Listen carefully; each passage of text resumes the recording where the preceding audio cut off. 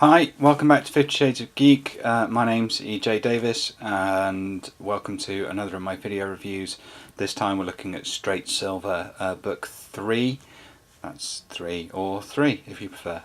Book 3 in the Saint cycle of the Gaunt's Ghost Saga.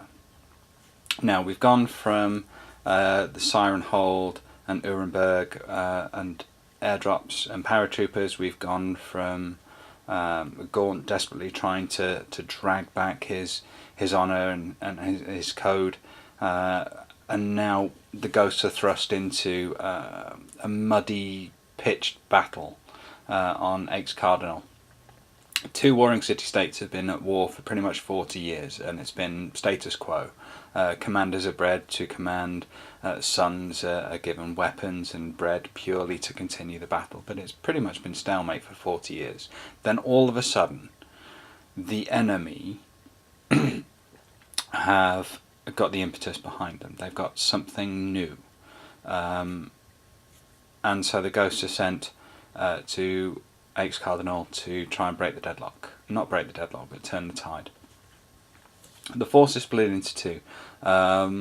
One set go off and scout, and they go to one region. The other are sent to the deadliest war zone known, and forced to fight in trenches with all the fun that entails. And so we see death, destruction, we see waterlogged trenches, we see illness, we see injury. Yet on the other side, we see the ghosts being ghosts. However, what we get this time is we get the Vergus and the ghosts actually working together rather than against each other, which I think is kind of good, because we get to know more of the Vergus characters. We get to know more of their mindsets and their ethoses. We get to learn more of them, and some of my not more favourite, that's bad grammar, some of my favourite characters certainly came out of that. Gold Collier, who suffered a massive injury and is now just basically a gibbering moron. Still very down the line, still very honorific. Tona Creed has become a particular favourite. She's now got some responsibilities. We also see a bit more of Elijah Koo, and more of his slithery, slimy, nasty, criminal demeanour is coming out. And we see a nice side to Ellen Moran as well. He's injured, and as he's resting up and as he's healing, develops a relationship with Jessie Bander, one of the Vergus Scratch Company girls, who is developing something of a sniper skill.